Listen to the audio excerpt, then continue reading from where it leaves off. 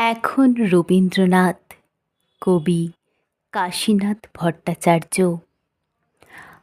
আমি যখন ছোট ছিলাম, বছরে একবার আমাদের পাড়ায় রবীন্দ্রনাথ আসতেন।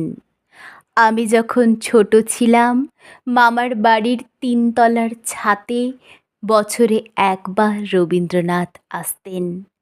আমি যখন 18-র যুবক, পাড়ার রকে রবীন্দ্রনাথ আমাদের সঙ্গে আড্ডা মারতেন।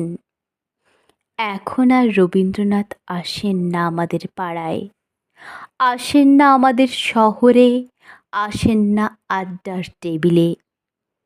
কোথাও হয়তো আসেন, আমি তার খোঁজ পাই না। রবীন্দ্রনাথ কি হারিয়ে গেল? তোমাকে কি হারানো যায়?